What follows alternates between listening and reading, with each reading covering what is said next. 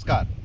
आता आपण आमच्या खरबुजाच्या प्लॉटमध्ये उभे आहोत की जिथं आपण खरबूज करायचं ठरवलं आहे. याच्यामध्ये मी तुम्हाला मागेही सांगितलं की मी मुगाची पेरणी केली होती की तण म्हणजे मूग पेरला तर तण कमी होतं आहे मालक, तण कंट्रोलमध्ये राहते मालक असं म्हणून मला मूग करायला लावला. परंतु अनुभव असा झाला की त्या मुगामुळे तणाचाच प्रादुर्भाव जास्त झाला आणि मुगाची उगवण या पट्ट्यामध्ये तरी फारशी काही झाली नाही.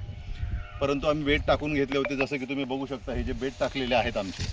आणि मग तण जास्त झाल्यामुळं आम्ही मुगाचा नाद सोडून दिला. मूग गेला तर गेला म्हटलं आणि तणनाशकाची फवारणी ही आमच्या सगळ्या शेतावरती आम्ही करून घेतली आहे. तुम्ही हे पाहू शकता की कसं तण हळूहळू मानाखाली टाकायला लागलेलं आहे. आणि आता एकदा हे थोडंसं कंट्रोलमध्ये आलं आणि आमच्या गड्यांची आंब्याची लागवड झाली की याच्यामध्ये आपल्या ठरलेल्या त्रिसूत्रीप्रमाणे बेड तर टाकून झाला आहे.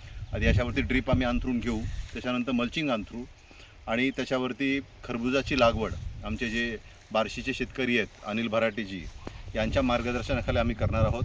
एकूण 7 एकर मी खरबूज करणार आहे. त्यापैकी पहिल्या टप्प्यामध्ये सप्टेंबरच्या पहिल्या आठवड्यात 3 एकरची लागवड करणार आहे आणि त्याच्यानंतर थोडासा गॅप देऊन नंतर ते पलीकडे जे आता आहे तिथं अजून मूग आम्ही राखला आहे की कदाचित पलीकडच्या बाजूला इथून कदाचित दिसणार नाही. तो ऊस जो तुम्हाला दिसतोय ऊसाच्या अलीकडे रान आहे तिथे अजून मूग आहे.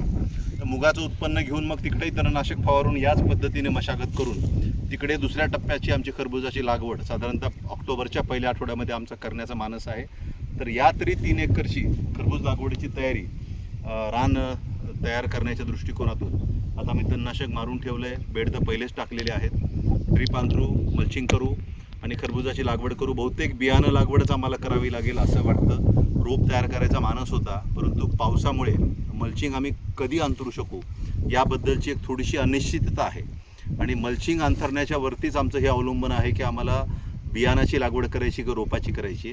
पण आज तरी मला असं वाटतं ज्या परिस्थितीत मी उभा आहे, माझी शेती उभा आहे, निसर्ग उभा आहे, की आम्हाला बहुतेक बियाणाचीच लागवड करावी लागेल. दोन्ही लागवडी वाईट नसतात. बियाणाची लागवड करायची, जसं आम्ही शेवग्याची बियाणाचीच लागवड केली होती, चांगल्या पद्धतीने उगवण झालेली आहे, तशी खरबुजाची होईल. आणि जे आपले कप असतात ना छोटे छोटे, चहा पितो किंवा लग्नामध्ये मठ्ठा पितो आपण, प्लास्टिकचे कप असतात, त्याच्यामध्ये आपण रोपं लगेच करायला टाकायची की ज्याच्याकडून कुठं जर तूट पडली तर ती कपातली जी रोपं आहेत ती त्या तुटीच्या ठिकाणी आपल्याला लावता येतील आणि आपली बाग ही तूट विरहित आपल्याला ठेवता येईल. एकूणच मित्रांनो तयारी झाली आहे खरबूज लागवडीची. सप्टेंबरच्या पहिल्या आठवड्यामध्ये आपण खरबूज लावूया. तेव्हाचा अपडेट तेव्हा मी तुम्हाला देतो. परंतु या पद्धतीची शेती करण्याचा माझा मानस आहे. आपण ऊसाच्या शेतीला सगळ्यात शाश्वत शेती मानतो, परंतु माझं असं पाहणी आहे की ऊसाचं उत्पन्न निघून चांगल्यातल्या चांगलं म्हणलं तर 50 टन निघतं. सरासरी 70 टन काढणारे शेतकरी आहेत, 80 टन काढणारे शेतकरी आहेत, 100 टन काढणारे शेतकरी आहेत. तर त्यांचं प्रमाण खूप कमी आहे. सरासरी चांगलं उत्पन्न हे आपण 50 टन धरतो. 50 टनाचे फक्त 1.5 लाख रुपये होतात. 1.5 लाखही काही फक्त नसतात, परंतु एकरी 1.5 लाखच होतात.